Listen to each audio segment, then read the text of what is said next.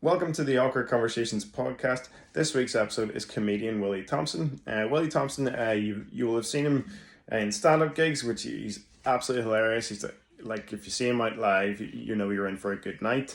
And you've seen him featured in his podcast, which is the Mudbloods podcast, which is also brilliant. Him and Paddy McDonald do that.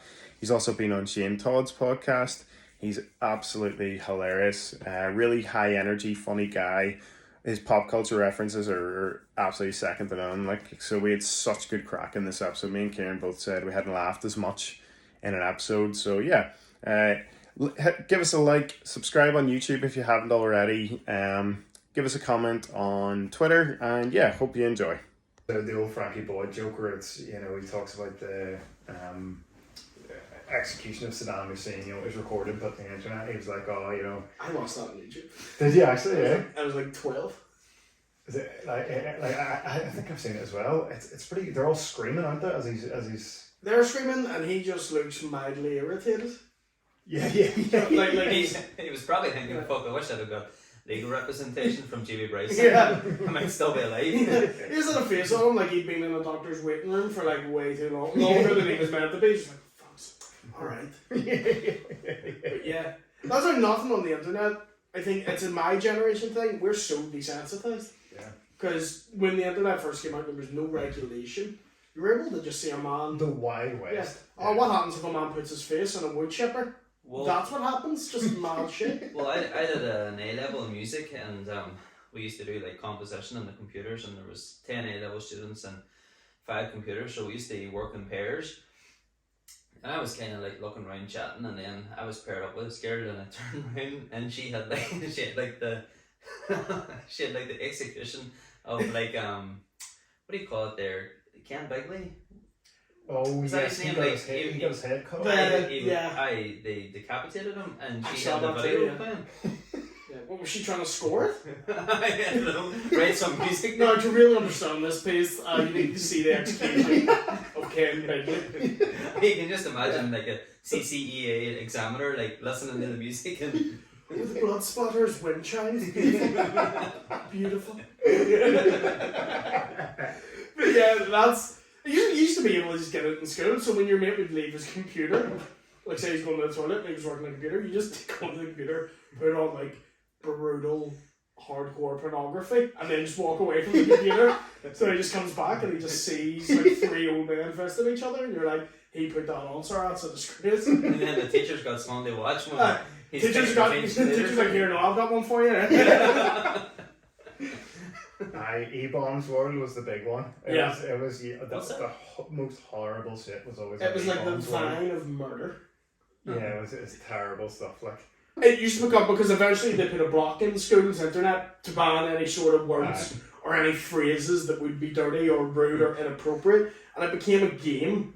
They find words that to find like a video that isn't named anything bad, like My Lazy Sunday or the Pain Olympics, where the guy put like a drill bit inside his body through his genitalia. That's what we'll say, the nicest way. And just drilling down on it, and you're like, it's 10 o'clock on a Monday, mate. I don't need to see this. I'm only up. Do you know what I mean? But that's what it became in our school.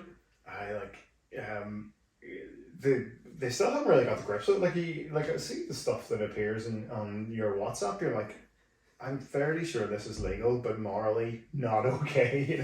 Our comedians group chat is a mix between someone, a particular individual, sending in murder.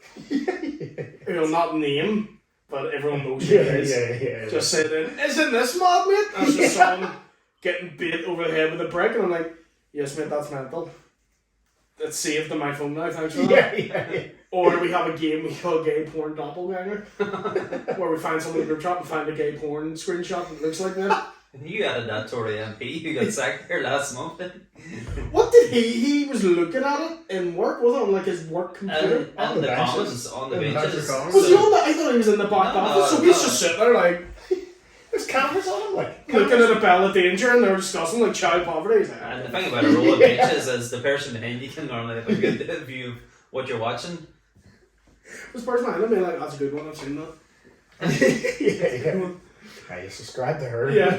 I used to be such a big politics guy. Now I've just forgotten how to talk. Now I don't follow it at all, so I'm really behind. Who'd have thought you'd have so much in common with him? Yeah. That's it, when people like see the Tories during lockdown, they're out riding, they're out sniffing coke, they're out having parties. I was like, I never thought I'd agree with the Tories on anything.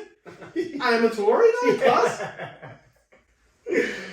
I know, like it's class. They're in the Trump stage now where they can do anything, and then you say, "Did you do that?" No, I didn't do it, and then they get blatantly caught. Yeah. And nothing happens. All what they do is change the rule Yeah. so that if you get caught for that, it's no longer sackable. Boris has broke the ministerial code, and he's like, "What are you gonna do about it? Oh, I'll just make it so that I don't get sacked." Yeah, it's It's class. insane. But he escaped. He had the vote last night. Did you guys? Yeah. He had the no confidence vote, and he escaped it Yeah, it's by amazing. like 20 votes or something. Well, it was a vote of his own MPs, like. Yeah, So- yeah, yeah.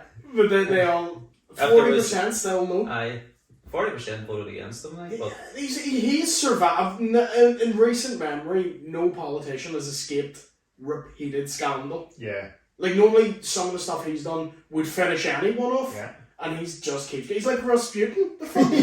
He won't die. well, there's no real precedent the partying for During the pandemic. Queen's husband's funeral. You know, like it doesn't happen. So there's Yeah. no precedent for it. Like, so I suppose having a party for it doesn't break convention. Do you know how bad it is? I didn't realise that he'd done that. I thought it was still over the COVID parties. He was partying during It was during COVID, during the funeral. Right. It's a double whammy. I don't. Cancels each other out. It's double Yeah. jeopardy. Party in lockdown, and it was the Queen's husband's funeral. Like so. That's insane. Then he had to explain it to the Queen and say, "Aye, we had a party.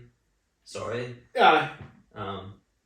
But And she's sitting there being like, I have to deal with that. I don't even care if they deal with Andrew. I don't even fucking care. Like, Prince Philip probably would have attended if he'd talking about. like, did Andrew get bored? Well, they say he had COVID Aye. just before the. No, he didn't. No, yeah. You just can't have him out there. I know, yeah. I've seen someone saying one. They said it was announced that Andrew had COVID, and they says, "Jesus, I didn't know COVID was still going around the schools." I thought it was going to be they wouldn't go near COVID. It's 19. That was what I saw. It was good. So, did you watch the Jubilee? No, I was in London during the Oh, Jubilee. you were, not yeah. not for it. I'm not that big a proud. I was just there. I was there for Liam Gallagher, and I was there during the Jubilee, and it was mental. Just images of the Queen everywhere. But there's real anti-royal sentiment even in London now. Do you know what I mean? Like, we're used to it here, but over in England they don't know how to deal with some people don't like the Queen, Aye. and there was like a big clash of it. But nothing. Didn't see anything myself. Just everyone was at the events. Did you watch much of it? There wasn't much else on TV. No. if you don't have any more plans, like you kind of Yeah. watched it. You know, it's a good spectator sport. You know, you're like, what's going to happen now? Paddington Bear comes out with a sandwich. No, I love Paddington Bear. That was class. That was my favourite thing. Like, Queen, also great actress. It's fair play. She had a bit of crack with it. Who does the voice for Paddington? Is she Grant in the movie? She She's grants not in the voice? second one. Right. The bear, She's the not the bear's real. voice. There's a story behind why he's in London. What's the story? That's in the movie. Like you have to watch it. Oh, did you go and see the movie, you loser? It's, I don't know, insulting the two of you. It's actually you losers. it's fucking brilliant. Like I remember saying someone made me watch it as I was going, do you know a movie like you actively don't want to see it? You're sitting there like, by the end of it, you're just like, this is class. Paddington Bear is an amazing film. Pretty Patel Okay. sent them to Rwanda, but they're on Monday. Look, they're treating him very well. He has every chance of getting a visa. I love her. She's the reincarnation of Thatcher, and she terrifies me. Like someone who just no compassion for anyone at all. Yeah. And like, if it's competition, then there's actually competition. Her and Nadine Dorries. Like, Yeah. Nadine Dorries is class. Like, she's a cartoon. Like, Yeah. she's not a real person. I'm convinced she's like, I know, like a character from like, I don't know, in like a Steve Coogan show or like Armando Iannucci. She just is so belligerent. Ridiculous. My favourite's Jacob Rees-Mogg. Yeah. Even his face is like a character face. Yeah. Like, who has a face that long? Mm-hmm. Do you know what I mean? And his oversized jackets, like Yeah. He's in the shoulder pads. he's like, the from skinniest 80s. man ever, and he wears like a 44-inch jacket. He is just the colour grey. Mm-hmm. He doesn't emote at all. He's just this plain red. And you're like, you're a fucking lizard. Like, you're mental. Charles Dickens wrote his birth certificate. He looks like he should be on a board of Monopoly. He's insane looking. So, I've never really listened to this podcast. What kind of podcast is this? Just general crack, or is there... No, this is serious. Serious. Political Yeah. stuff. Like, generally, we don't know what the podcast is. I think, is that fair to say? Well, depends on the guests. You know, like we've tended to stay away from videos that came up in the classroom when we're talking to Jeff the likes Dawson. of Jeff Dawson and Doug Beatty. Yeah. Although Jeffrey's got a few videos that he told us about. Yeah. That was a joke. I don't want to get sued. That was a joke. Yeah, you do have to be careful on this because like the laws around libel are getting tighter online. Yeah. I remember on our podcast, Paddy made an allegation against a certain figure. I can't even say who it was, and I was like, "Cut that!" And he went, "What's he gonna do? Sue us?" I went, "Yes. If someone's gonna sue you for something, he'll sue you for that." He doesn't understand that. He just says whatever he wants to a camera. Is this well-known figure known for suing Yes. people? Yeah, it's like a well-known rumor about a well-known person. Oh, Well, you're yeah. good friends with Jamie Bryson now, so Yeah, he could. his father. He'll sue you and lose though, like because he represents himself. Bless him. Bless his wee soul. See, I can't slag him too much because he actually has been so nice to me. Anytime I've met him, he's lovely. He's lovely, like Yeah. so. Yeah. You have a retainer for him now in case. Yeah. He's like your mad uncle who you love in person, and then you go on Facebook and you're like, oh, your opinions are mental. Yeah. Do you know what I mean? He's like kind of like taking around the shops, he'd go to all your football games, then you go on his Facebook, he's like, Black's out, you're like, oh, oh no, Uncle Roy, I like you. Yeah. So see your podcast, like you just talk about loads of mad stuff, and like you have sponsors, and I'm thinking they can't listen to the podcast. Oh, they do. They listen to it bit by bit to know how many times you've mentioned them. They're listened to thoroughly. And do they complain? Do they ever be like, "Come on, lads, right, tone it down," or No, because that's kind of what what your thing is? the expectation is. You know, so we got a sponsor from how well the podcast was doing. Mm-hmm. And I worried about that initially when we started, but then it became the expectation of we're going to say something mad or something quite dark. Aye. But that's what the show is, do you know what I mean? It terrifies me is the more I do like, like TV and stuff, because of this weird culture of like you said something 5 years ago, Aye. now you have to pay for it. I find that so strange. Mm-hmm. But that is like that kind of gives me anxiety a bit. Aye. But also I think the best way is to build your own fan base who are used to your style. Yeah. And TV can certainly not. I don't like using the word cancel. TV can not work with you, but once you got people who like your stuff, doesn't matter. Aye. You still have a fan base, and eventually TV comes back around. Frankie Boyle's a great example. Mm-hmm. They threw him off, didn't want him on anything. Saw he still had a fan base, and now he's on TV again. He uncancelled himself. Yeah, but everyone makes like the cancel culture is a new thing. It's not. Yeah. It's people like censor and stuff. They always have like, what was the name of the boring bitch in the 80s? Who was like, TV's too filthy. Mary Whitehouse, something like that. Right. There was Was a she campaign. famous for campaigning against? Yeah, Stuff on complained TV? about stuff in the 80s. They cleaned up TV in the 80s. There wasn't a lot of controversial stuff on TV. Yeah, not on screen. Good double cleaning up backstage. Literally. But I think her name was Mary Whitehouse. I may be wrong, I don't know much about her, but I know she was the notorious campaigner and would frequently protest, like, and not even swearing, someone saying, like, damn, or someone being blasphemous. Oh, was this in the States, was it? No, it was here. Right. It was in Britain. And TV in Britain was quite clean in the 80s. Is she still alive? Oh, no, long dead. Jeez. She was old at the time. Because she would have been the perfect guest on Gogglebox. Yeah. Thoughtful and embarrassing bodies, and she just had an aneurysm. Yeah. But in my opinion, when you do that, I think culture just goes in a swing. So you'll get a 10-year period where everyone's like, can't do this cleans up, can't do this. Then you get a 10-year period where people start being more and more mental because they were told to like knock it back a bit, so it swings back. So we're not trough at the moment. We're in the shit bit. We're in the shit bit where people are watching episodes of Friends and being like, that joke made 30 years ago doesn't hold up by modern standards, does it? And I think we're going to get to the bit where, like, do you remember how mental the late 90s were? I think the late 2020s will be like, you'll get like the South Park equivalent, where it's like, well, how's this on TV? But I love it. I think that will happen. Louis C.K., he's sort of on himself, hasn't he? He kind of was in the doghouse for a while, and now he's out touring, and isn't he selling his... Yeah. He's selling his thing online. He's selling his shows online. Yeah. Like direct to consumer. Yeah, I'm going. Yeah. Like, don't agree with obviously what he did, but I don't think what he did is on par with a wine. He's always lumped in with a Cosby or a Weinstein. Yeah. I know it wasn't that bad. You know, like it was creepy. Yeah. But yeah. Did you know what he did? I don't know what he did. So he, like, if he was backstage with like a female comic, he'd be like, "Do you mind if I take my dick out?" Right. And they would say yes, and he'd take his dick out. But they would say because he's so powerful in the comedy world, they wouldn't have really had a choice to say no. You're not big enough to do that at the moment. I wouldn't. I don't have a shower. Even before I'm about to have sex, I'm like, I'm sorry for this.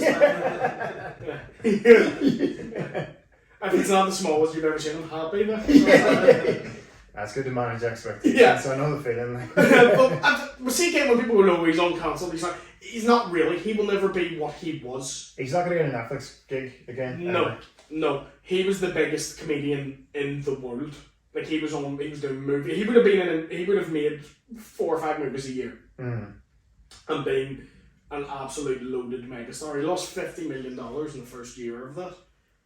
And only now as he started, I think initially he was like gonna wait and be like, okay, I'll take my time out, and then he waited like 4 years before touring again, and people are still annoyed. So I think now he's in the mindset of, fuck it, I'm just gonna do it anyway, and he finances everything himself. Like, is there no forgiveness though? Is there no like? This is my what it like obviously for people like a Cosby or a Weinstein, or if you've done something really terrible, no, there shouldn't really be. You should go to jail for that amount of time. But you do have to wonder, and then it seemed to be after a certain time period there was no forgiveness. Chris Brown, fine, can be on the radio anytime. Yeah, and his was, I don't know. I suppose how do you measure like the wrongness of a crime? Like say like what CK did. Like what's worse? Like you'd have to take a poll of people or something. I don't know. But I think now it's like people for so long listen to a vocal minority on certain social media websites, definitely Twitter. On certain, it's for sure Twitter. They just listen to them, but now you see Netflix and all, are kind of going, you people don't actually spend money on what you're demanding. You're demanding like certain quotas are met, and then we meet them, and then it does the worst viewing figures ever. So that's why they're like, okay, we'll put money into Gervais and Chappelle. Oh, but it's offensive. Yeah, but it's breaking records and making us money. And that's what a corporation we'd rather have. Like Chappelle's been good at I guess at standing his ground. If you think that if you don't, or if you're okay with what he's saying. I like Chappelle. I don't think he's massively kind to the trans community. I don't think that last special was very funny. Which bottom line of like I don't really care. I don't get offended by anything. But it means to be funny. It was just him gurning. For a long time moaning. I don't agree. I also, people are like, oh, you like him, so you agree with all of his points?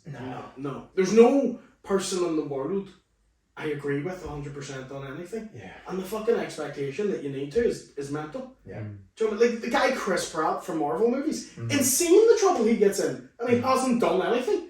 Oh, he goes to church. Fucking so. Do you know what I mean? But people hate him, want him out of Marvel movies because he goes to this like specifically very religious church. Is he one of those Hillsong people?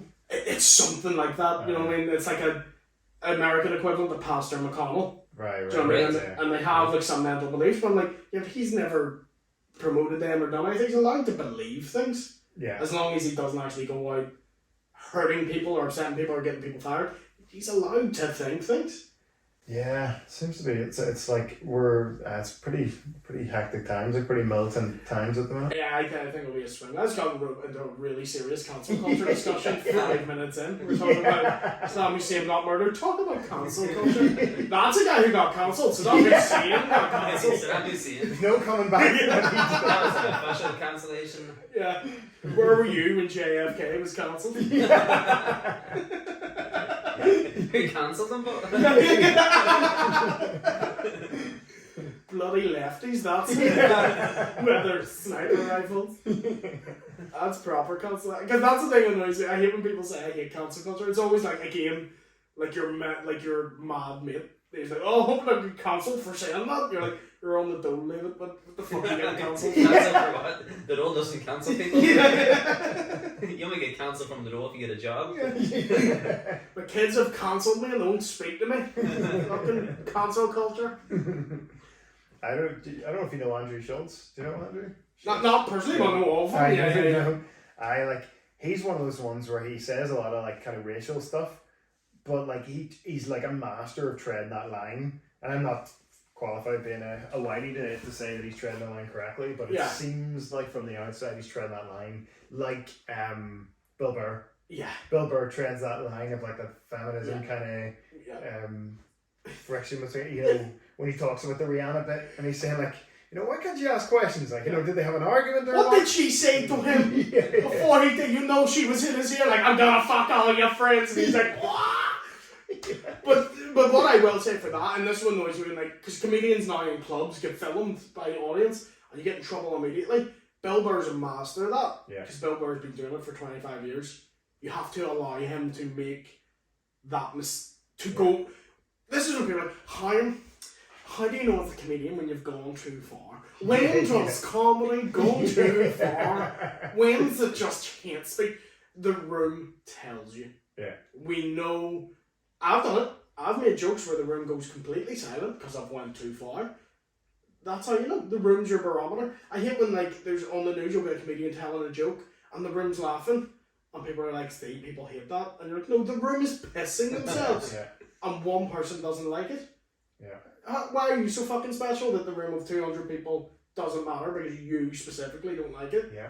So I mean, that's why Burr is so good at it, Schultz is so good at it, because they're experienced. I feel worse for newer comedians coming up.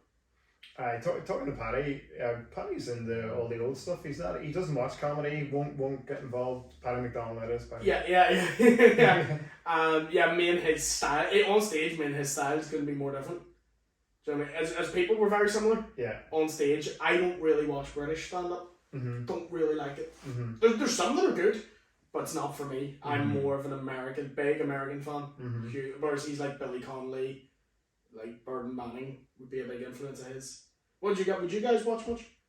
I like the American stuff, yeah. I don't watch much comedy. David asked me this before. He's like, what do you listen to your podcasts? Honestly, I don't listen to podcasts. Who listens to podcasts? Most people. Yeah. I think now people are like, it's again like podcasts are like, radio's so regulated, they talk how people don't actually talk. So I mean, your mate doesn't come into a party and be like, oh well, David, did you go out to the beach today? What is your favourite kind of ice cream? No one talks like that. Whereas on podcasts, you swear, you say, you can get away with more. Because it's not regulated. Because the only thing that's putting us out there is us. Yeah. And it's up to people to go and find it. So I think that's what's been more the switch to podcasts, particularly over lockdown. You didn't see all that stuff with Bobby Lee and Brenton Shaw. I didn't indeed see this, yes. Yeah. It's like mental, and his girlfriend. What was do you reckon she was the one making that account on Reddit? Just for this is pretty niche. I think a lot of people. I know it a bit, but I couldn't explain it. I don't know if I'm going to explain this very well, but Bobby Lee is an Asian American comedian, and he's mates with Brendan Schaub, and both of them are mates with Joe Rogan. And something happened where Bobby Lee's girlfriend described a comedian who was hitting on a bunch of comedians, female comedians, and said this person was quite sleazy. Brendan Schaub thought they were talking about him. Turns out they were talking about him. And then there was a whole rift about it, and then they phoned her partner, who's a comedian, Bobby Lee, and said, "You've made this Reddit page that's been targeting me and my family for years. We're gonna get it cancelled and all the rest of it," and it became a whole big thing. So, and in true American podcast style, they all had it out on all their podcasts. It was very entertaining drama. Yeah, I don't know. I would believe that another comedian would make a troll account and go after others. I think that's one of the shittiest things you can do. Yeah. You can dislike someone's comedy personally. Yeah. You can maybe, make the odd slide dig at them on a show or on stage. I think to personally make a fake account and comment on stuff, it's so scummy. You should, because we get enough shit as it is. We don't need other comedians piling on. Do you think Bobby Lee did it? I think the wife may have done it. I know I have no evidence. I haven't even really watched it. You're just throwing it out. I'm going I'm like 5 minutes into a murder movie going, he did. Yeah. I would say you can see it in his eyes, he did. Yeah. And I make a fake account just to troll you then. But also the weird thing is, to the other side, I'd be like, you don't need to make a fake account for someone to slapper Brendan Shaw. The dude gets shit on. Oh yeah. No one likes him. Is he good? I've never heard him do any of it. He was a fighter, and is he an actual stand-up or just? He is a full stand-up now. I don't objectively go because I will go when someone goes, "Oh, comedian's not funny" or whatever. I go, I may not find it funny. Someone may. It's just not for me. That's how I see. That's how I listen to all music. Do you know what I mean? All movies. I'll just go. It's not my thing. Yeah. That's the healthiest way to take in art. Do you ever get someone's angry about a movie being bad? Yeah. Or Ed Sheeran's, I hate him. I hate that. Don't listen to him. Yeah. Do you know what I mean? You don't need to fucking get worked up about it. Fucking weirdo. Sitting by yourself fuming because a guy's playing a stadium. Like he gives a fuck. Right? But with him, I'd say objectively, from a technical standpoint, he's a terrible, terrible comedian. Right. But he's been doing it, 2-3 years? Yeah. Do you know what I mean? You're all bad then. No one's good until 5 years in. But the problem with him is he gets specials and he gets TV work. And so you have not learned that. Yeah. It's like me going to boxing training twice and then being like, right, I'm a pro fighter now. Do you know what I mean? Obviously, actual boxers got to be annoyed by that. I don't like your man. What do you call the other boy? Who he's friends with? Callum? Brian Callum? Yes. Yeah, I'm not a huge Callum fan. I'm not a huge fan of all that Rogan squad of stand-up. The Brogan? All their gym bros. What's he called? Oh, the Death Squad. Yeah. Oh, yeah, getting the bin. Even Rogan, I love as a broadcaster and a podcaster. As a stand-up, his stand-up is his least favourite thing of his that he does. Yeah, not a fan at all. No one loves his stand-up. Yeah. Do you know what I mean? Like, I admire that he puts the work in and stuff. Yeah. But he's never been great. Even when he was coming up with the likes of CK, Burr, Doug Stanhope, Patrice O'Neill. He is nowhere near them in my eyes. 100%. I don't. Yeah. But he's the richest, so again, I'm sure he gives a fuck what I think. But he's able to hold the conversation incredibly well. He's really knowledgeable about a shitload of topics. Yeah. And he gets interesting people, and he's a master at it. And I was afraid when he went to Spotify, he would really dial down what he would talk about. Yeah. Turns out you're wrong. Completely wrong. Do you remember Neil Diamond was like, if you keep this guy on, I'm not going to keep my music on the platform. And it was like, no one gives a shit Neil Diamond. No one who has Spotify is listening to Neil Diamond. You know what I mean? I'm just going to cut the trailer for this to be no one gives a shit. Neil Diamond. That's a great sentence. Send it to him. He'll see it. Neil Diamond's going to unfollow us now. Those would be my favourite guys on social media. People who are in their 60s and 70s who never needed it in their career and they've only got on it now and they're still just struggling with it. They don't understand it. Those might be like Van Morrison. Yeah. Just having fucking breakdowns on Facebook. I don't know if I'm allowed to say he's insane. He's fucking insane. I'd figure out you can allege it. As long as you don't say it for a fact, it's not libel. He seems insane. Yeah. He seems to be a prick. Yeah. I've never heard a nice I met Van Morrison story. Yeah. It's always been what's he like? He's been unfathomable wanker. I went over with a child and he just fucking spat on the child and told me to piss off. He's always just that didn't happen. That's an example. Yeah. Speaking of older people getting on social media, Michael Barrymore is killing TikTok at the people minute. in his prison. What? Like he's Michael Barrymore's still about then. Michael Barrymore follows us on TikTok. Does he? Yeah, because I've been spamming him loads going. I hope he sees that then. Michael, Yeah. tell us what happened at the pool. How did you get Michael Barrymore to follow you? Just I time it so that They're in the it's same WhatsApp group. He was at the party. What's up your night swimming? Who's coming out? yeah. So that, did he actually kill her, or did someone just die in a pool at a party he was at? Someone died in a pool. He did it when the police came or when the press came that night. He did a runner before the police or the press came. Can't remember which one. Bet he was white. Oh yeah, I think he was. I can't prove that, but. Yeah. Bet he'd Well, be if we like- tag him, he'll be able to put a short, succinct explanation underneath. But they arrested someone like last year or the year before, like very recently about it, and it was kind of I think it was seen as like a vindication for Michael because he I don't think. No, he lost his complete. Yeah, that was a cancelling.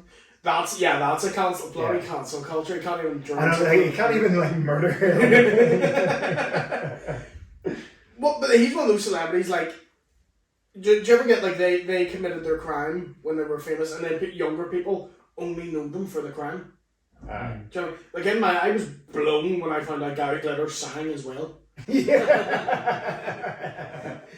I just knew him for his crimes. I was like, oh, he has tunes. I thought he was just a famous paedophile. That's what I thought. He was just a famous pedo. Turns out he has some bangers. Like, because in this I was like, he has music and someone played it, and I was like, that's really good. I understand why he was famous now. I get it.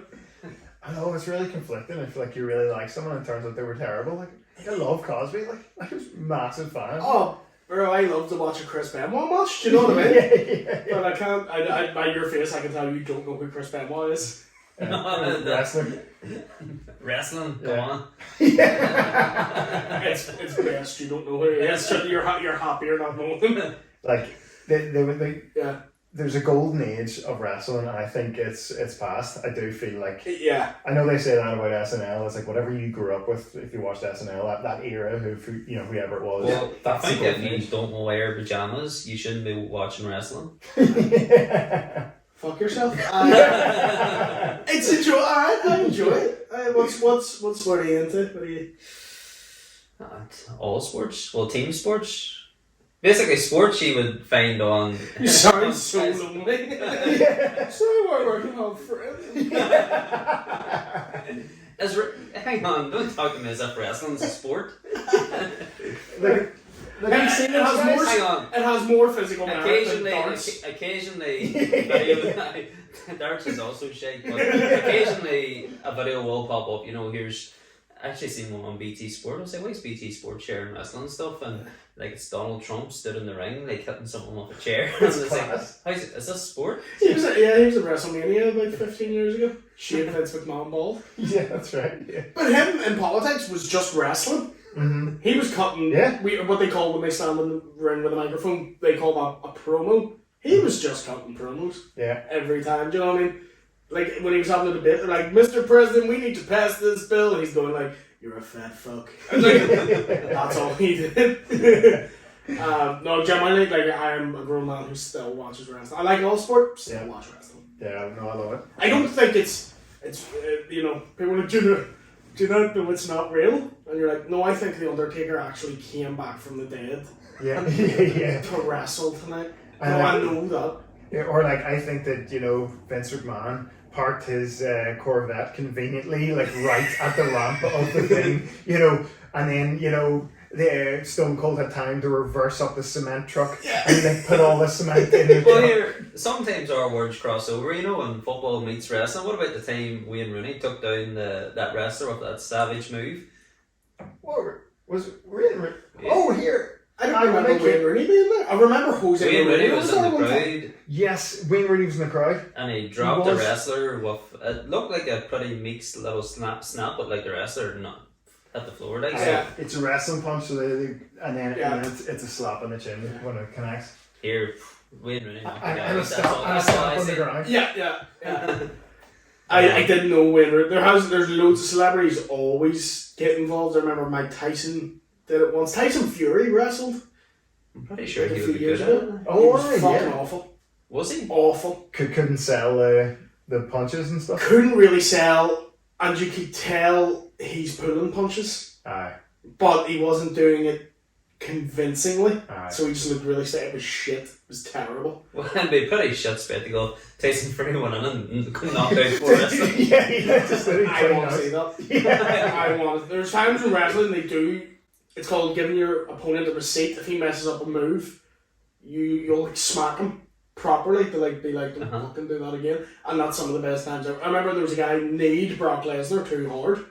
And it was in the middle of a match, Brock Lesnar was all dizzy, and he kneed him, and you can see he stops pretending to be hurt, stands up, and just bangs him 3 times as a like wake up, as in you need to fucking start doing this properly. Like it is a mad like sport or entertainment or sports entertainment as they Yeah, call it. sports entertainment, yeah. Like, you know, like there's a few wrestlers have died in the ring, like Owen Hart, like. Oh yeah, well he fell from the ceiling. That's one video I've never seen online, and I have looked. It'll never be up. The footage was never released. There is footage of it, Right. but it's in WWE's headquarters, sealed under never to be released, never to be deleted. Like, I'm so you can't see it, but it is there. So they're just waiting, you know, they really cash in on the... where enough time views. passes. They got sued for like 50 million because of his death. Oh, did they? I can't see them ever putting that out. Yeah, his wife sued the company. Because to be fair, absolutely their fault. But Yeah, they lost so much money with that. Was he the guy that fell from the ceiling? Owen Hart, yeah. But there's another guy, Draws, just took a power bomb, which is a very simple maneuver to take, which is so someone has you on their shoulders, throws you down, and you're meant to take a flat back bump, which is your back hits it and your arms come out to the side. He messes it up, just lands right in his neck, paralysed. Oh. Like quadriplegic, can't move at all. That's mental. I trained in it for like 3 weeks. I just wanted to see what it felt like. It hurts. Yeah. It fucking hurts. Well, when you do it correctly, it hurts. Yeah. Yeah, there's no way to do it without it hurting. Essentially what you do is you do it so every time you go down you're meant to take a bump to the back. And so you just throw yourself down. And the only way you flat back. A real clean land on the back. Yeah, that's the only way to do it safely. Not pain-free. Well, see if we took all the cushions here and put them on the floor. That's way too soft. It's that would almost be worse, wouldn't it? It's like No, it would be fine. It wouldn't hurt you, but it would sound shit. Have you ever been in a boxing ring? It's kind of got that a bit of spring to it. Yeah. It's like boxing ring hard, has, but it's got a bit of bounce. Boxing ring has more bounce than a wrestling ring. A wrestling ring's just plywood and canvas over it. People think it's like a big trampoline. It's just like pretty solid. It's just a big plywood floor. It's like slamming yourself on like a gym floor. Why have I just turned into like a proper wrestling defender? Maybe that's where you did it. Maybe you did it in the wrong place. Like that's why. I'm just this podcast is me just being like, you think it's fucking fake, don't you, man? Draws is in a wheel to go tell Owen Hart's widow it's fake. Show you fucking fake. I don't know, I might give it a watch. It's good Tyson Fury beat up Donald Trump or something. Yeah. It's great to watch drunk where you kind of forget it's not real. Yeah. That's when it's really good, when you're hammered. Oh, like the Stone Cold era was just like my magical. Like, yeah. Like one of my favorite ever fights is like him and it was a Booker T in a supermarket, and Booker T breaks a frozen pizza over his head. It's absolutely. There's the scene where he beats up a bald guy that he thinks is Stone Cold, and then Stone Cold's behind him and just cracks open the beer. That's fucking brilliant. I love that. Or when Vince is in the hospital and he gets the bedpan and hits him over. Hits him over and sticks a catheter up his ass. And I'm there at 7 years old and like, it's brilliant. The problem with watching wrestling is it good, equal parts class, but some weird moments would happen. There was a time in Raw where, I swear to fuck this happened, I didn't make this up. There was like a couple of weeks whenever the action got too boring, the general manager would come out on stage and be like, this match is boring, bring out the lesbians, and then we just bring out a group of lesbians who'd start getting into each other. And this happened, like, your parents would come in and be like, I don't know why he watches wrestling. So the guy's like, bring out the lesbians, and I'm there, like. That's an idea from one of your comedy shows. And it falls a bit flat. Yeah, if the joke doesn't land, bring out the lesbians. Like it is mad, like, you know, it's mad what they kind of got away with, you know, like the bad guy after like sort of after 9/11, the bad guy was like He was from Muhammad Hassan. yeah. Which is, if he was like an IRA bomber, he'd just be called like Finian McDaniels. Like, it's the most stereotypical name. What? So he was cast as the bad guy, He was the bad guy, and yeah. he would lose every fight. Or No, he he would win. like he was He would win. He would win and And like, get the crowd. his manager would be screaming like, "Praise Allah, praise Allah," shouting in Arabic. But he wasn't even, the actual guy wasn't Arabic, he was Italian. His name was Matt Capitelli or something, like. And when his character started, it was actually like, rarely does wrestling do like a quite nuanced character. Do you know what I mean? Normally it's like, oh, I'm a wrestling bin man or whatever. This was a guy whose character was, I'm just Arabic, but you all hate me because I'm Arabic. You assume I'm a terrorist just because of the colour of my skin, and you boo me because I speak the language I speak, but I haven't done anything. That's how his character started. And after about 2 weeks, he was just he was bringing the Taliban to the ring. It was just like going so quickly. He actually got taken off TV, right? Because he had a segment where he and the Taliban beat up The Undertaker. And it went out in England on a Friday night. The 7th of July, 2005. Oh, okay. Do you know what date that is? Yeah. 7-7. The 7/7 bombings. Yeah. And they put that out there, but it was too late to like take it off. Yeah. So obviously, when that, like the night of Al Qaeda attack, or whoever did it, they were like, "Oh, not only did they murder people, they're beating up the Undertaker now as well, bastards." So they got rid of the character after that. Like, they're writers. They're like, it is mad. Yeah. They talk about not getting cancelled. They're kind of their own Did that thing. character make a comeback in 2014 with ISIS? No. He was never. I think the Undertaker threw him off a stage, and honestly, the only time in wrestling they've properly killed the character. Like, actually, the explanation is he's dead now. He was never seen again. But he made loads of videos before he died. Yeah. You're just gonna drop feed them. Yeah. Yeah. He killed Ken Bigley.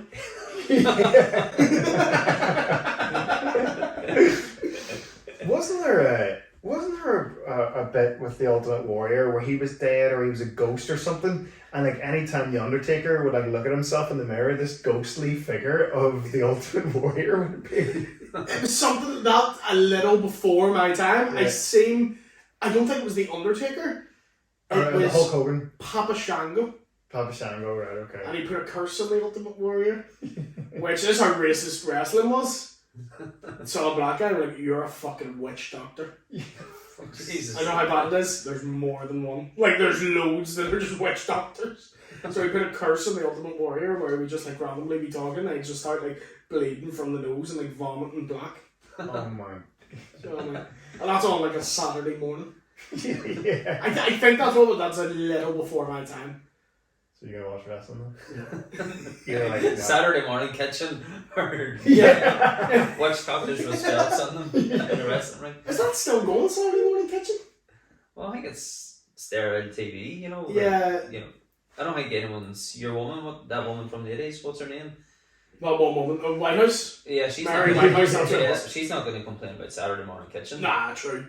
That's the kind of show they're like, the slightest innuendo gets them going. So it's like, get your cucumber, and they're like, it could mean dick as well. Oh, Phil and Holly, like anytime they get the fit of the giggles, I know like it lands well with the audience. Yeah. It kills me. Like, The Chase is the worst for it, because there was that one time it was really funny, oh yeah. where they had the name Fanny Schmeller, Yeah. which is very funny. Yeah. And now Bradley's anytime, it's like, oh, which of these is a Teletubby? La la, Poe, big bollocks, and he's like, oh god, big bollock. And it's like, it happens at least once a season now. If you're the question writer for the Chase now, your job must be get a doozy of a question in there. Yeah, because they know you put that online, that clip does everything.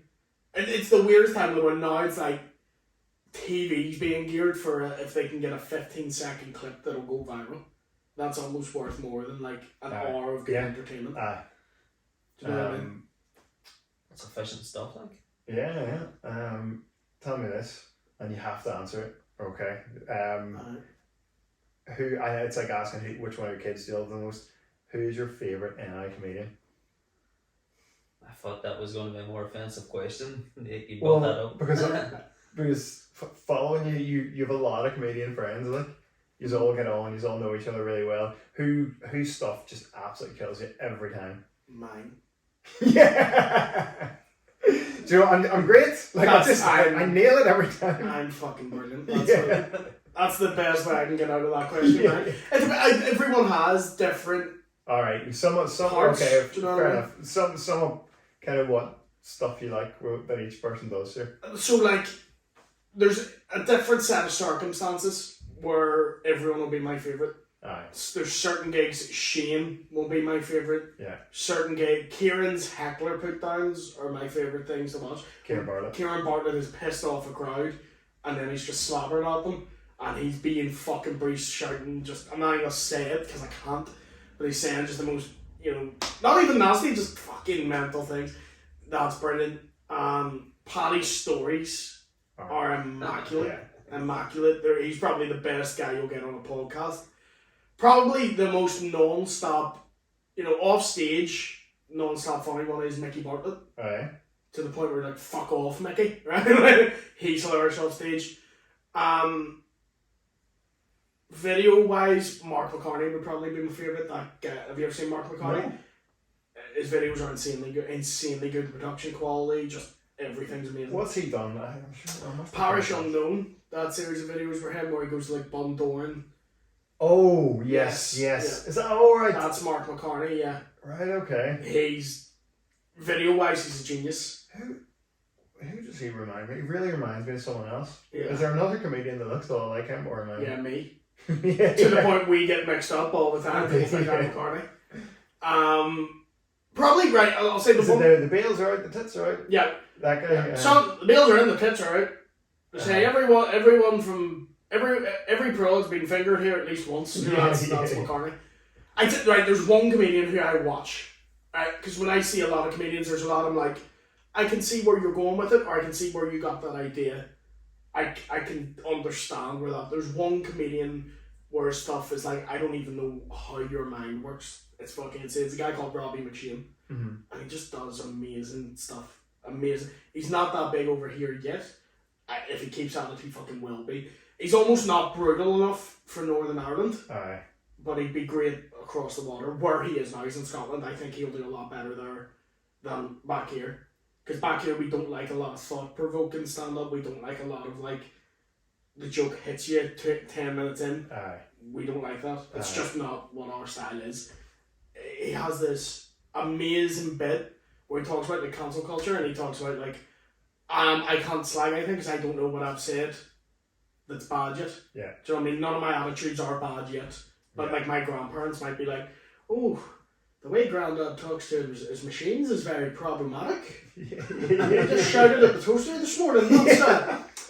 That's well, we need to have a word with him about that. And he's like, people in the 60s, they can get away with, it's like, oh yeah, I may have said something racist in 1955, but also prove it, cunt. so that guy, I'll say Robbie McShane. Yeah. Probably my favourite. Okay.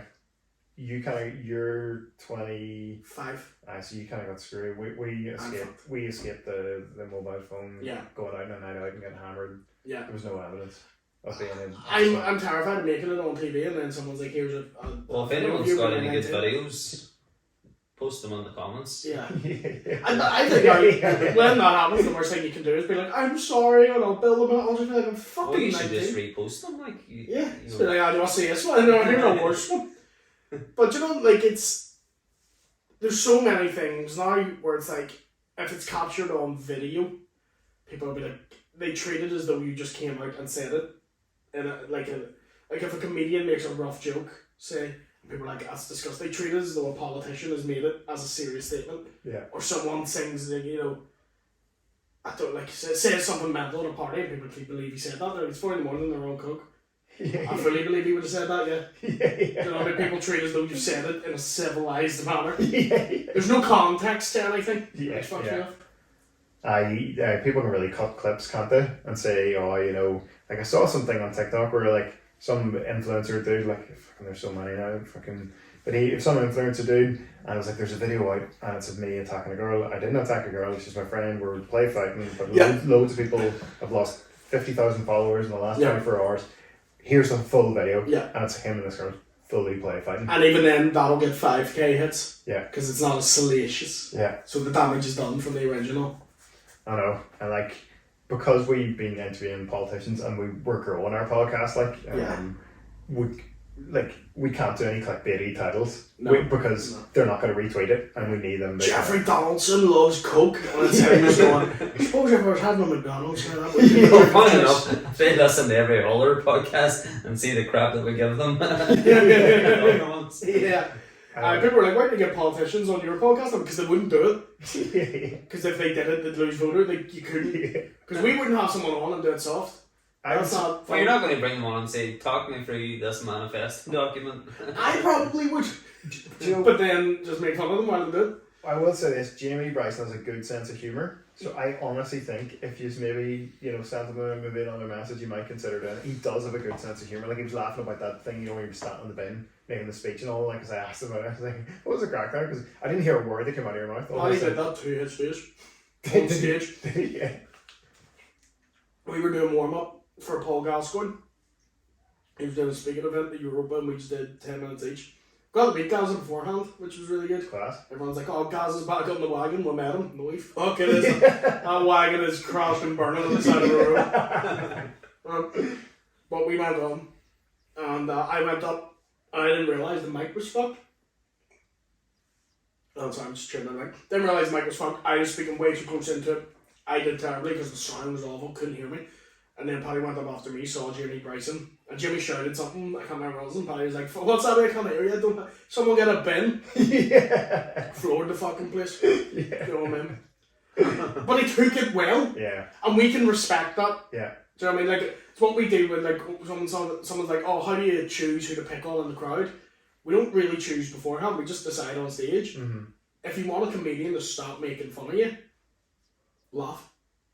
If you don't laugh and you sit with our arms folded, we're like, well, I'm coming back to you because we really enjoy that you hate it. That's so funny to us. If you're laughing along, you're like, that's not fun if you're enjoying it. Yeah, you're taking the piss. Like, yeah, it's so true. I'm really lame. Yeah, it's like that, yeah. But if you're going to sit there and be like, fucking shut up, and like, never try to have like a cocky, I'm sitting back and be like, oh yeah, blah, blah, blah, blah, because you'll get destroyed. Right, I'll just check to see if this is still recording. Phone ringing.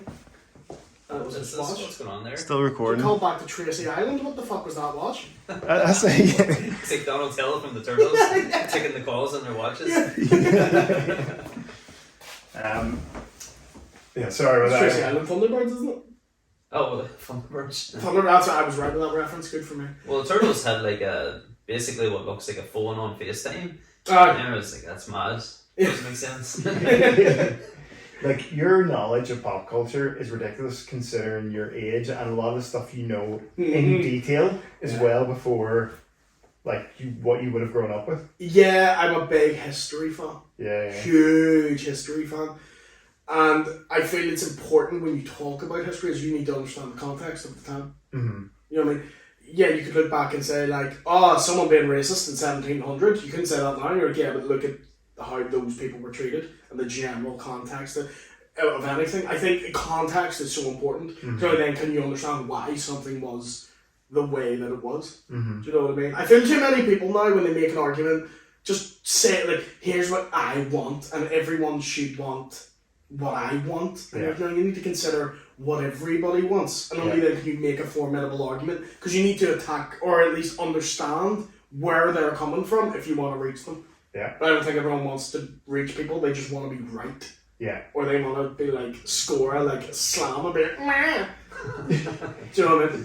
Like, nobody will listen to your point of view if your first thing out of your mouth is you're a piece of shit for thinking that. Yeah. Anything else after that, you're gonna, what that ends up doing, and we've started to see it now within society, within the political world. COVID was the biggest example of it. People dig down.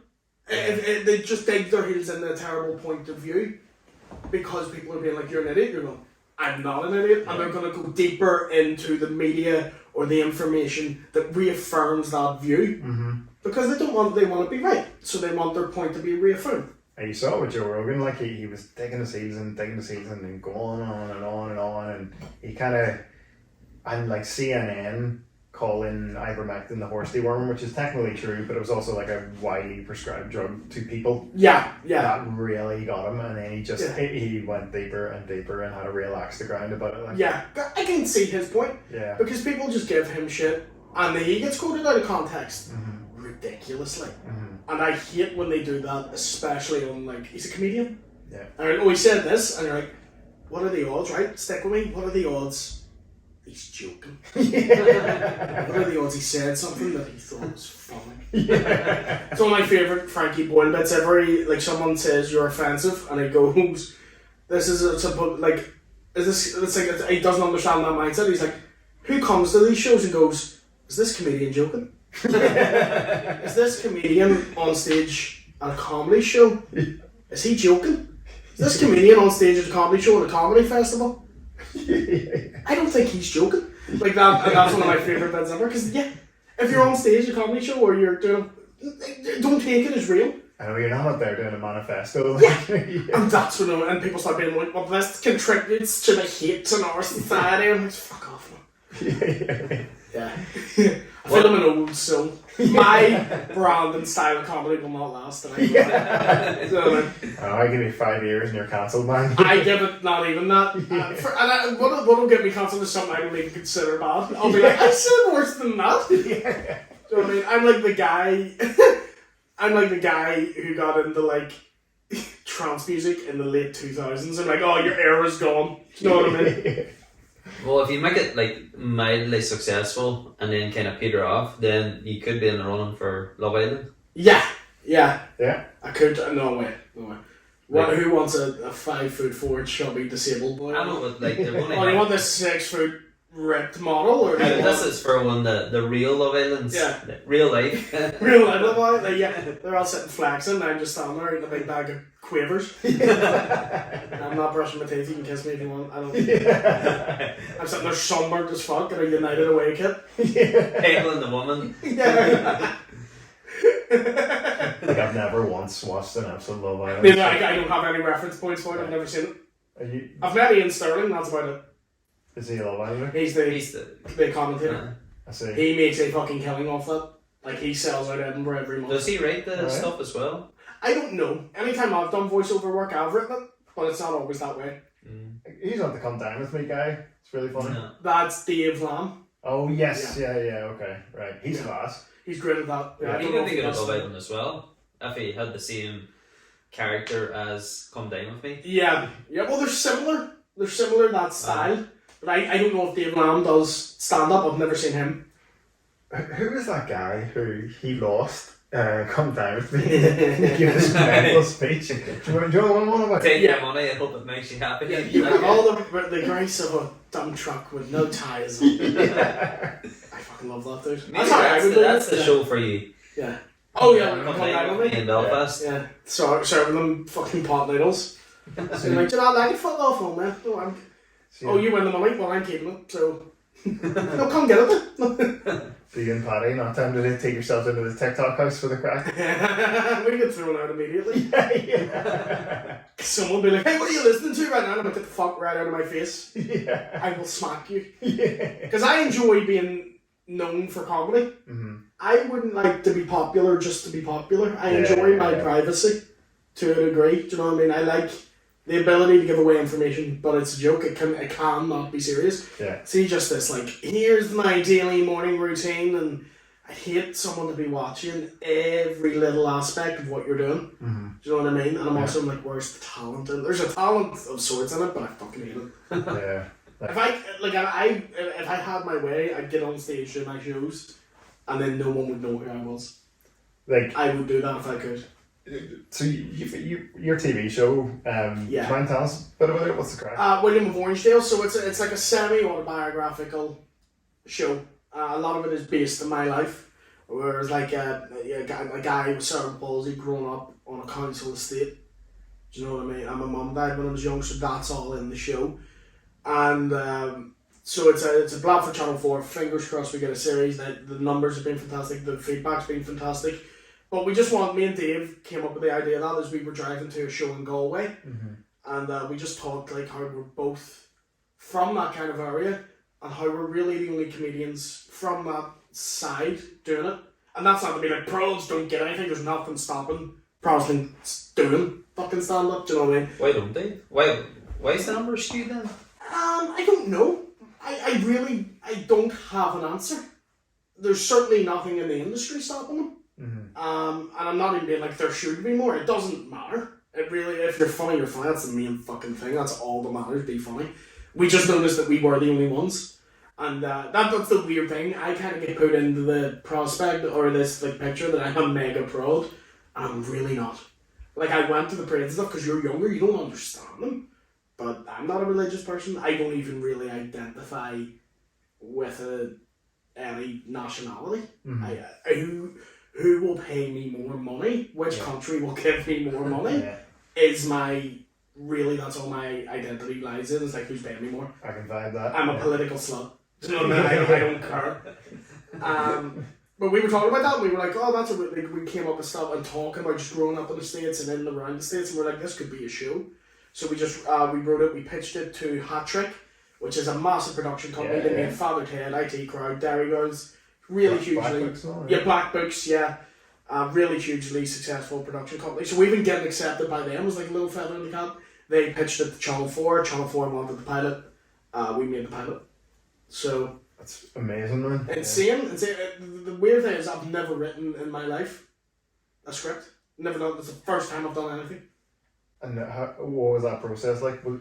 Was it as Sylvester Stallone describes how he wrote Rocky in like 15 minutes or something, and it was a masterpiece, or like was it many editions later that you kind of? It's constantly going back and revisiting. See what you don't understand, or not you, what people don't understand. Even I didn't understand it. Do you ever see a TV show and you're like, well, how'd this get made? See if I got a TV show, I just make this. You don't get to just make whatever you want and they throw a budget at you. You're constantly sending notes to them, they send it back. You're sending a finished script, they're like, we don't like this. You have to sometimes change everything, take this character out, change this plotline. It's a constant process of back and forth until they're satisfied with it. And it's really hard to be funny under like those conditions. Did they understand the landscape in Northern Ireland? No, that's something we had to fight for. Right. Quite heavily. Particularly the way, if you've seen the show, people make fun of William for being disabled. Right, and we've had to fight for that aspect. People are like, but would people not be sympathetic to him? We're like, no, it's Belfast. We don't fucking care. Because everyone has problems. Do you know what I mean? It'd be weirder if everyone was nice to him. I think we weren't allowed to say the word spastic in it at all. Okay, right. Which I kind of understand. Yeah. I use it myself. It's literally what my condition is, spastic hemiplegia, which is a form of cerebral palsy. I use it on stage. I'm fucking allowed to. Yeah. But I get why some people take it bad. Yeah. Weirdly, when I gig in England, they hate that word. Do they? When cannot take me using that word. Even though I'm talking about me. Yeah. Do not like that word. Tell me this, what was gigging in Canada like? You were gigging in Canada there recently. You would obviously have to change your material, you can't do any stuff from here. Well, yeah, people always say, it's like, oh, how do you do in England? I'm not up there in England doing stuff about the Orange Order. Do you know that you change what your topic is, you change, and you try and you're not making Jimmy Bryson jokes? Yeah, exactly, because I'm not going to get it. The good thing, this is a tip for anyone who's like performing music or a performer abroad, don't sit in your hotel all day. Go out, experience the city, experience just general attitudes of people, because it's different everywhere you go in the world, just cities are different. So we spent a couple of days just going about Canada, seeing Canada, and then we did the two shows. Were you in Montreal? Toronto. Toronto. Awesome city. Yeah. Oh, they're so fucking nice and friendly. Do you know what I mean? Because that's what we always get told, like, oh, you guys back home, like, you guys are nice and friendly. We are nice. We're friendly. We're not nice. We will, in the most friendly way, call you an ugly bastard. We're not. That's how the difference between Canada and Belfast. I do this thing where I start a show and I come out and I say, guess my disability, because it makes them really uncomfortable, and I find that really funny. And I did it in Canada, and the guy went, oh, well, I'd have to say you're just too gosh darn handsome. I did it in Belfast, and a guy went Down syndrome. That's the difference. That's the difference in it, and they were so awesome crowds to do it to. Such a friendly guy. I felt more comfortable weirdly doing that because my style is American. Yeah. If you go see my stand up, it's like difference between British style and American style is the easiest way to summarize it. British people like to make different bits of material, but it's all wrapped up in one story.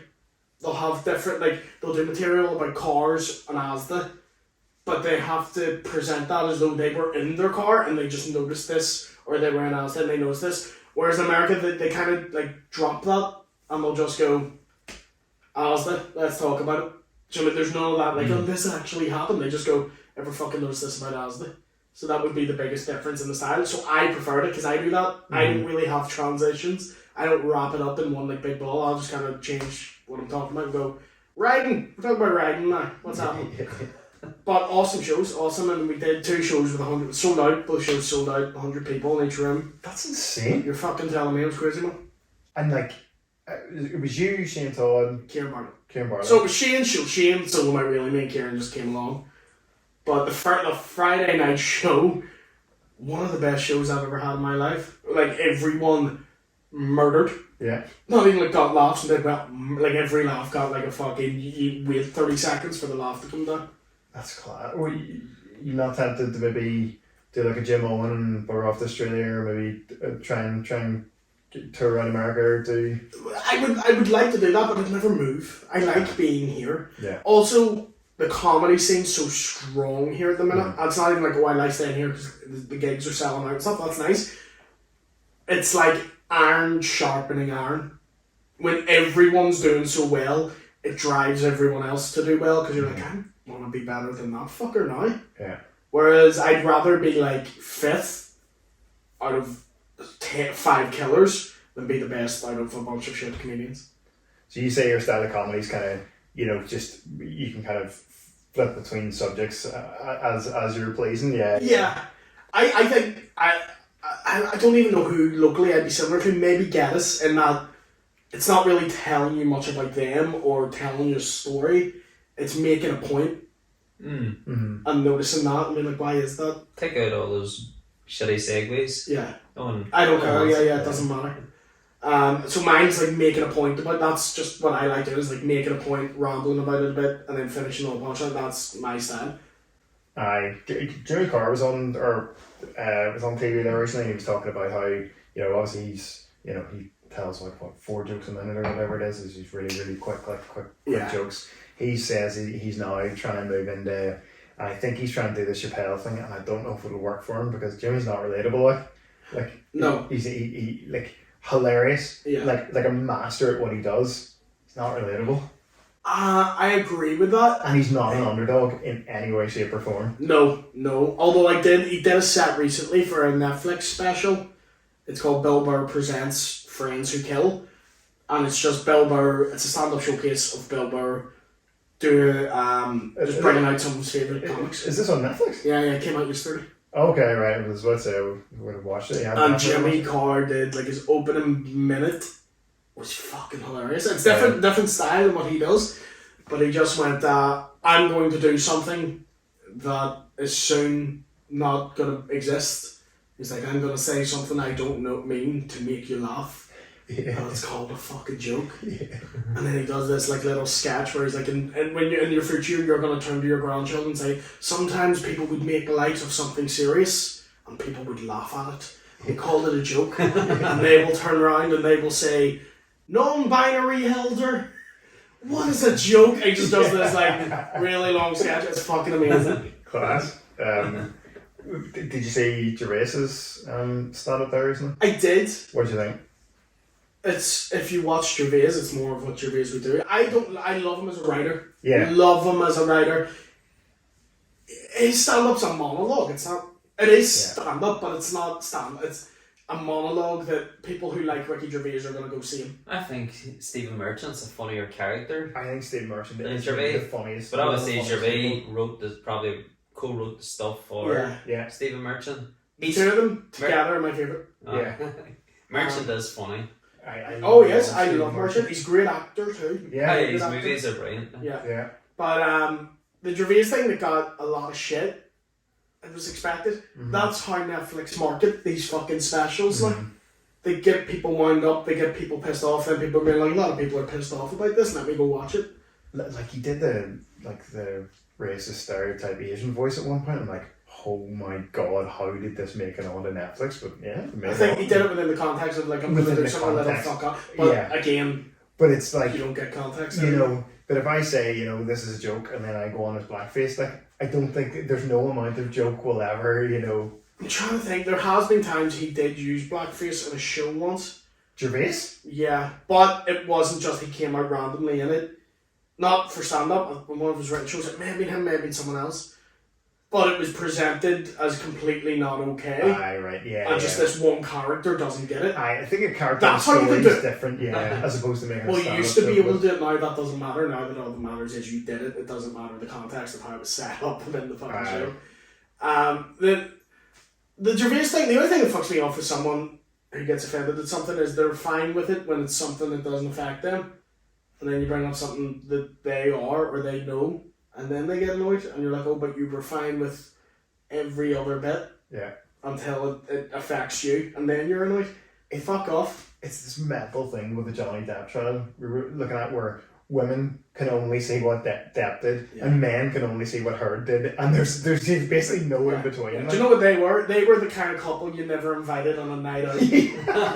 Because by 12 she's going like, oh, your mum's a fucking bitch, and he's like, you shot my bed. And everyone else is at the wedding like, oh fuck. That's what they were. They just sounded like a really problematic couple. Yeah. But it was also a little bit like, why is he the only one taking flack before the trial? Like, why is he the only one getting shit for that? Now it's kind of went around the other way, and she's the only one kind of getting shit for it. But I don't fucking care. Well, she's the one who gets kicked out of the party, and he stays on telling the funny stories. Fuck God, fuck women. I did not like when your mate has a full fight with his girlfriend, it just justifies it with birds are mob. Birds are fucking mob. That's what he was. But the Gervais and Merchant, I know that's what we're talking about originally. Gervais and Merchant together are my favourite thing. They're class. Like, everyone talks about The Office, everyone talks about Afterlife. My favourite show they did together, and in my opinion, the funniest British show ever made, is Extras. It is insane. Every episode's a banger. Yeah. There's not a bad episode to it. Barry from EastEnders is just one of my favourite characters. Instead of gig, no microphone. Microphones for wimps. He makes him sing a song. Mustang salad! With the scene with Patrick Stewart, and he's talking about the movies and we're just all women getting naked. What he calls Ben Stiller a nerd. I kissed Cameron Diaz, I kissed Kate Winslet in movies though, still counts. Or there's Daniel Radcliffe. Runs like an open condom, and just like dangles it in front of him.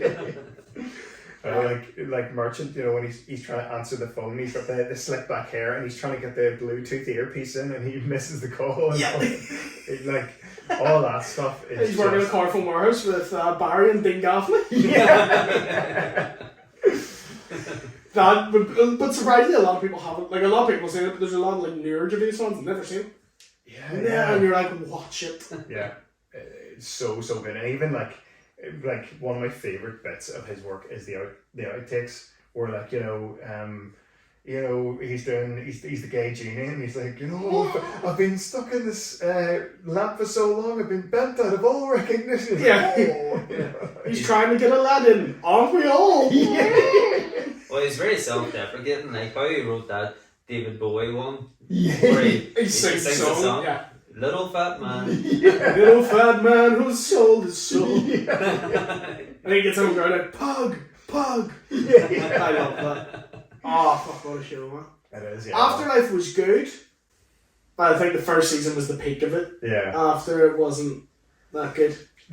Season 3, you got a comedian on, what the hell's his name? 3-prong name. I think he's a black guy from England, and he's maybe a mixed race guy. He talked about it, and Cole James, a big guy on TikTok, and he came to prominence by in TikTok, like they'll reenact scenes or whatever, and they'll he could do every like Gervais scene in The Office. Yeah. Absolute word for word, like not even a hint of like a out of sync, like masterfully word for word, and he'd like just record himself doing it, and Gervais saw him, and he offered him a gig then. He was in Gervais keeps an eye on social media flat out. Yeah. Flat out he watches it, because I was doing a gig over in London. It was a disability showcase. It was hosted by Rosie Jones, and there was a guy called Josh Pugh, fucking really funny guy. But he'd done warm up for Gervais the week before. Oh yeah. Because he'd done videos on Instagram, and Gervais saw it, come to do support. That is class. Like he's good like that. Tag him in this. Yeah. He's good in like giving people opportunities, like Yeah, big time. Well, look, we've been really generous with your time. So No worry, I actually forgot it had been on this long, so we're all good. I enjoyed this one.